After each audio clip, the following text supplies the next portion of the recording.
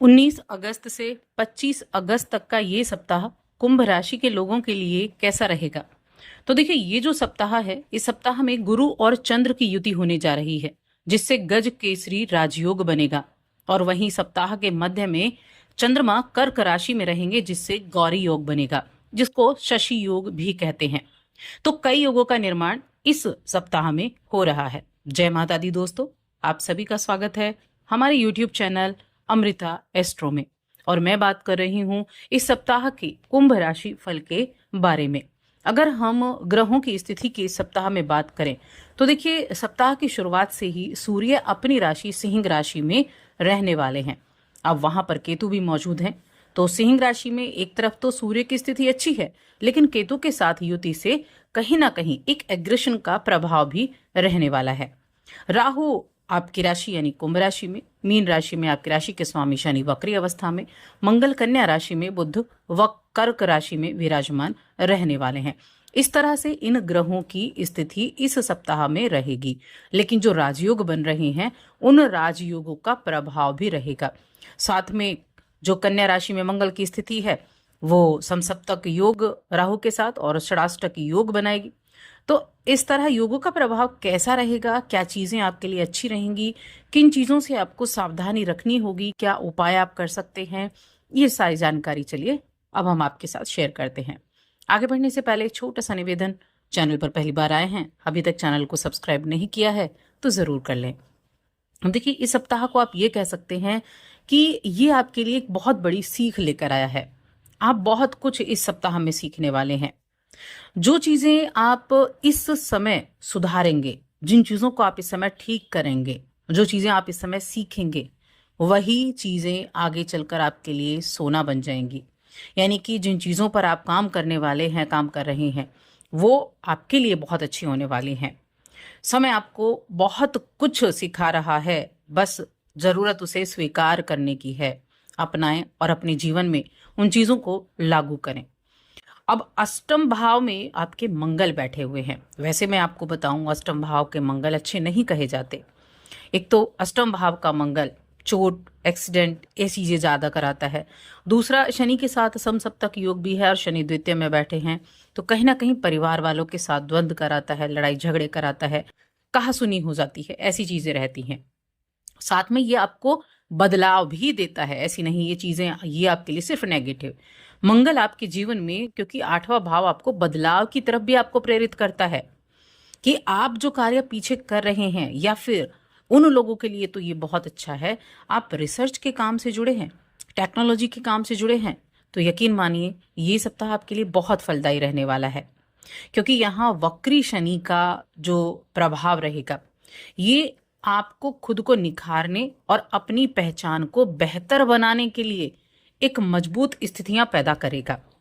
कई बार कुछ जो ग्रह होते हैं आपके अशुभ भाव में बैठकर आपको अशुभ परिणाम दे रहे होते हैं, लेकिन वही भाव आपको दूसरी तरफ कुछ चीजों में अच्छे लाभ भी दे रहे होते हैं। वही स्थिति इस समय मंगल की रहने वाली है कि मंगल ऐसे लोगों के लिए बहुत पावरफुल है जो रिसर्च, टेक्नोलॉजी, इन चीज़ों के फील्ड से जुड़े हुए हैं। एक स्टूडेंट्स हैं, किसी तरह के रिसर्च कर रहे हैं, तो उनके लिए ये समय नई चीज़ों को ईजाद करने का है, अपनी कार्य क्षमता को निखारने का है।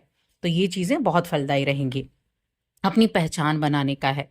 ये समय आप जितना शांत रहकर, फोकस्ड रहकर मजबूत बने रहेंगे, उतना ज़्यादा अच्छा रहेगा। लेकिन साथ में क्या होगा, थोड़ा गुस्सा भी रहेगा। एक तो सप्तम भाव में सूर्य और सप्तम भाव में केतु भी सामने बैठे हुए हैं। राहु, तो राहु भी सूर्य को देख रहे हैं, तो क्या गुस्से की स्थिति भी रहेगी, क्योंकि सूर्य की तो सप्तम दृष्टि राशि पर ही जाएगी। तो क्या रहेगा कि जल्दबाजी में गुस्सा आएगा, किसी ने कुछ कह दिया, फट से बुरी लग गई बात और गुस्सा हो गए। तो ऐसी चीजें भी आपके लिए रहेंगी। तो थोड़ा सा बस अपने गुस्से पर आपको कंट्रोल करना होगा, शांत रहकर अपने फोकस को बढ़ाना होगा, अपने कार्यस्थल पर शांति बनाकर रखनी होगी ताकि आपका काम बेहतर हो सके। बहुत बड़ा रिस्क लेने से बचना है। रिस्क लें, जीवन में बिना रिस्क के कुछ काम ही नहीं है। जब तक आप रिस्क नहीं लेंगे तब तक तो आप आगे भी नहीं बढ़ पाएंगे। लेकिन ऐसे रिस्क ना लें जो आपको बर्बाद कर दे। तो एक बहुत बड़े रिस्क नहीं लेना है। अपने ज्ञान, अपने अनुभव का सही तरीके से प्रयोग करें। धन आप जरूर कमाएंगे। अगर आप बीमा की कंपनी से ऐसी चीज़ों से जुड़े हुए हैं, जैसे इंश्योरेंस वगैरह हो गया, बीमा, ये चीज़ें हो गई हैं, तो इनसे जुड़े हुए क्लाइंट्स आपके पास बहुत आने वाले हैं। आप कुछ लोगों के पुराने, आपके जो पुराने क्लाइंट्स हैं ना, वो आपको अच्छे खासे लाभ के अवसर देने वाले हैं। तो फाइनेंशियल ग्रोथ भी आपकी अच्छी रहेगी, आप अच्छे फैसले ले पाएंगे। आध्यात्मिकता और काउंसलिंग जैसे क्षेत्रों से भी अच्छा धन लाभ होता दिख रहा है। ऐसे क्षेत्रों में भी आपकी ज्ञान, आपकी समझ बढ़ेगी और आप सही दिशा में काम कर पाएंगे।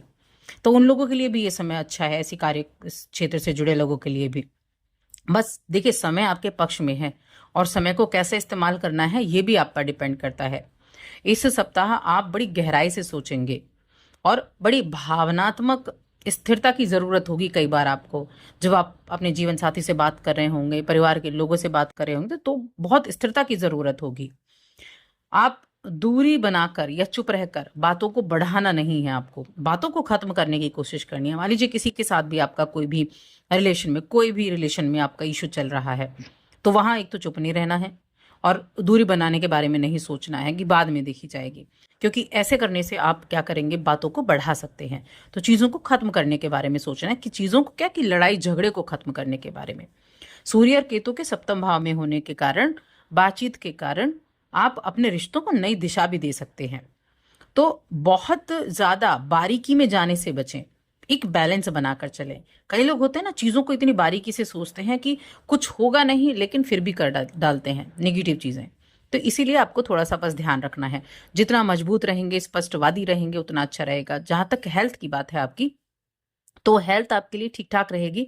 ऐसा बहुत बड़ी, ऐसा टेंशन वाली बात है हेल्थ के मामले में नहीं है। गुरु बृहस्पति पंचम में बैठे हुए हैं और पंचम में उपस्थिति के कारण बड़े स्तर पर आर्थिक लेवल पर सुधार होगा, यानी आर्थिक स्थिति तो अच्छी रहेगी।